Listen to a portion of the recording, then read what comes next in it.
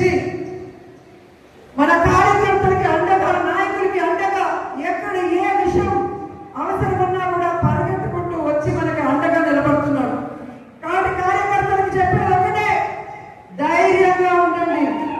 తప్పు చేసిన వాడు ధైర్యంగా ఉన్నప్పుడు తప్పు చేయని మనం, సంక్షేమం అభివృద్ధి చేసిన మనం ఎందుకు భయపడాలని కూడా ఈ సందర్భంగా తెలియజేసుకుంటున్నాం. మీకు నియోజకవర్గంలో నేనున్నాను, జిల్లాలో కరుణాకర్ రెడ్డి గారు ఎంపీ ఉన్నారు, రాష్ట్రంలో జగన్మోహన్ రెడ్డి గారు ఉన్నారని కూడా మేము అందరికీ తెలియజేసుకుంటున్నాం. మన పార్టీకి పోరాటాలు కొత్త కాదు. మన పార్టీ పోరాటంలో నుంచి పుట్టిన పార్టీ, ప్రజల కోసం పుట్టిన పార్టీ.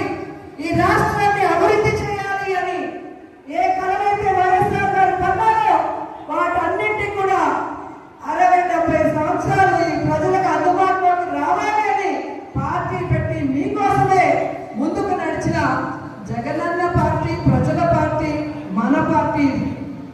ఎందుకు నేను ఇంతగా చెప్తున్నానంటే, ఈరోజు జగనన్న అనుకున్నవన్నీ సాధించాడు. ఆయన బిజినెస్ మ్యాన్ గా సక్సెస్ఫుల్, ఆయన ఫ్యామిలీ మ్యాన్ గా సక్సెస్ఫుల్, ఆయన సీఎం గా సక్సెస్ఫుల్. ఇంకేం అవసరం ఉంది? కానీ రాష్ట్రంలో కూటమి ప్రభుత్వం వచ్చిన తర్వాత వాళ్ళు చేస్తున్న అరాచకాలు, విధ్వంసాలు చూసి మనని నమ్మిన కార్యకర్తల్ని మనం కాపాడుకోవాలి, మన కోట్లేసిన ప్రజలకు మనం అండగా నిలబడాలన్న చిత్తశుద్ధితో ఆ రోజు నుంచి ఈ రోజు వరకు పని చేసుకుంటూనే వెళ్తున్నారు. అలాంటి వ్యక్తి కోసం మనం పని చేయాలా వద్దా? మరి ఎవడో కేసు పెడతాడని ఒకడు, ఎవడో జైల్లో పెడతాడని ఒకడు ఉద్యోగం తీసేస్తాడని ఒకడు ఇలా భయపెడుతూ మనని ఇంట్లో కూర్చోబెట్టాలనుకుంటున్న కూటమి ప్రభుత్వానికి మనం చెప్పాల్సింది ఒకటే, నువ్వు కేసు పెడతావా పెట్టా, జైల్లో పెట్టా,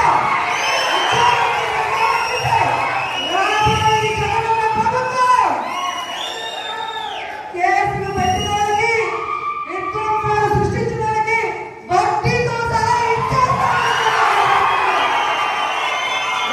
ఉద్యోగాలు పోయిన వాళ్ళందరికీ కూడా గుడ్ బుక్ లో పేర్లు వేసి వాళ్ళకు ఉద్యోగాలు వస్తాయి.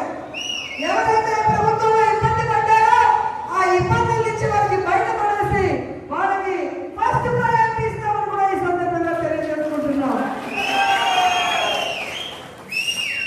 ఇప్పటికే జగన్మోహన్ రెడ్డి గారు ప్రకటించిన విధంగా రైతులకి అండగా రాష్ట్ర వ్యాప్తంగా మొన్ననే పోరాటం జరిగింది. రేపు ఈ విద్యుత్ బిల్లుల పెంపు మీద రాష్ట్ర వ్యాప్తంగా నియోజకాల వారీగా ఉద్యమం జరుగుతుంది. అందరూ కూడా వచ్చి ఆ ఉద్యమంలో పాల్గొనాలి అని ఈ సందర్భంగా తెలియజేసుకుంటున్నారు. అలాగే జనవరి 3వ తేదీ విద్యార్థుల కోసం ఫీజు రింబర్స్మెంట్ కోసం జగనన్న పిలుపునిచ్చాడు. అందులో కూడా మనం అందరం పాల్గొనాలి, ఈ ప్రభుత్వానికి బుద్ధి చెప్పాలని కూడా ఈ సందర్భంగా తెలియజేసుకుంటున్నాను. ఎందుకంటే మనం సైలెంట్ గా ఉంటే పచ్చ ఛానల్లో అబద్ధాలు చెప్పడం తప్ప ఇంకోటి చేయదు. ప్రజలు ఎలా ఇబ్బంది పడుతున్నారు, విద్యార్థులు ఎలా మోసపోయారు, మహిళలు ఎలా కన్నీళ్లు పెడుతున్నారో రాష్ట్రం అంతా తెలియాలి. ఒక ఉద్యమంగా ఈ కూటమి ప్రభుత్వాన్ని ముంచేయాలని కూడా ఈ సందర్భంగా తెలియజేస్తున్నారు. ఈరోజు ఇంత వర్షంలో కూడా పార్టీ సర్వసభ సమావేశం అనగానే ఈరోజు ఒక్కొక్కరు జగనన్నకి మేమున్నామంటూ బయటకు వచ్చినందుకు మీ అందరికీ పాదాభివందనాలు తెలియజేసుకుంటూ ఈ కార్యక్రమాన్ని ఇక మన ఎంపీ గురుమూర్తి గారు మాట్లాడాలని ఆయనకి హ్యాండ్ ఓవర్ చేస్తున్నాను. Thank you so much.